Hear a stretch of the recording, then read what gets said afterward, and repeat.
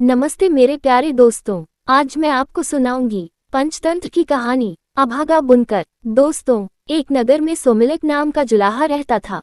विविध प्रकार के रंगीन और सुंदर वस्त्र बनाने के बाद भी उसे भोजन वस्त्र मात्र से अधिक धन कभी प्राप्त नहीं होता था। अन्य जुलाहे मोटा सादा कपड़ा बुनते हुए धनी हो गए थे। उन्हें देखकर एक दिन सोमिलक ने अपनी पत्नी से कहा, प्रिय देखो, मामूली कपड़ा बुनने वाले जुलाहों ने भी कितना धन वैभव संचित कर लिया है और मैं इतने सुंदर उत्कृष्ट वस्त्र बनाते हुए भी आज तक निर्धन ही हूँ। प्रतीत होता है ये स्थान मेरे लिए भाग्यशाली नहीं है, अतः विदेश जाकर धनोपार्जन करूंगा। सोमिलक पत्नी ने कहा, प्रियतम, विदेश में धनोपार्जन की कल्पना मिथ्या स्वप्न से अधिक नहीं। धन की प्राप्ति होनी हो तो स्वदेश में ही हो जाती है, न होनी हो तो हथेली में आया धन भी नष्ट हो जाता है। अतः यही रहकर व्यवसाय करते रहो, भाग्य में लिखा होगा तो यही धन की वर्षा हो जाएगी। सोमिलक, भाग्य अभाग्य की बातें तो काया लोग करते हैं। लक्ष्मी उद्योगी और पुरुषार्थी शेर नर को ही प्राप्त होती है। शेर को भी अपने भोजन के लिए उद्यम करना पड़ता है। मैं भी उद्यम करूंगा, विदेश जाकर धन संचय का यत्न करूंगा।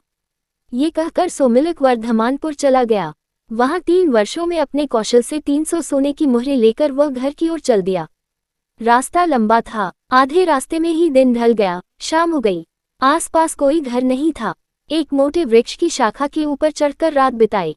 सोते सोते स्वप्न आया कि 2 भयंकर आकृति के पुरुष आपस में बात कर रहे हैं। एक ने कहा, हे पौरुष, तुझे क्या मालूम नहीं है कि सोमिलक के पास भोजन वस्त्र से अधिक धन नहीं रह सकता, तब तूने इसे 300 मोहरें क्यों दी? दूसरा बोला, हे भाग्य, मैं तो प्रत्येक पुरुषार्थी को एक बार उसका फल दूंगा ही। उसे उसके पास रहने देना या नहीं रहने देना तेरे अधीन है। स्वप्न के बाद सोमिलक की नींद खुली तो देखा कि मुहरों का पात्र खाली था।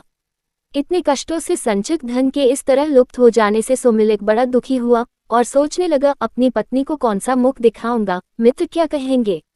ये सोचकर वह फिर वर्धमानपुर को ही वापस आ गया।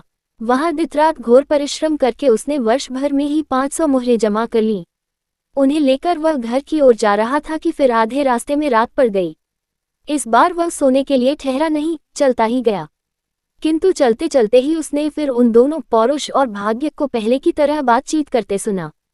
भाग्य ने फिर वही बात कही कि, हे पौरुष, क्या तुझे मालूम नहीं कि सोमिलक के पास भोजन वस्त्र से अधिक धन नहीं रह सकता? तब उससे तूने 500 मोहरें क्यों दी? पौरुष ने वही उत्तर दिया, हे भाग्य, मैं तो प्रत्येक व्यवसायी को एक बार उसका फल दूंगा ही। इससे आगे तेरे अधीन है कि उसके पास रहने दे या छीन ले। इस बातचीत के बाद सोमिलक ने जब अपनी मुहरों वाली गठरी देखी तो वह मुहरों से खाली थी। इस तरह 2 बार खाली हाथ होकर सोमिलक का मन बहुत दुखी हुआ। उसने सोचा, इस धनहीन जीवन से तो मृत्यु ही अच्छी है। आज इस वृक्ष की टहनी से रस्सी बांधकर उस पर लटक जाता हूं और यही प्राण दे देता हूं। गले में फंदा लगा, उसे टहनी से बांधकर जब वह लटकने ही वाला था कि उसे आकाशवाणी हुई, सोमिलक, ऐसा दुस्साहस मत कर, मैंने ही तेरा धन चुराया है। तेरे भाग्य में भोजन वस्त्र मात्र से अधिक धन का उपभोग नहीं लिखा। व्यर्थ के धन संचय में अपनी शक्तियां नष्ट मत कर, घर जाकर सुख से रह। तेरे साहस से तो मैं प्रसन्न हूँ, तू चाहे तो एक वरदान मांग ले, मैं तेरी इच्छा पूरी करूंगा। सोमिलक ने कहा, मुझे वरदान में प्रचुर धन दे दो।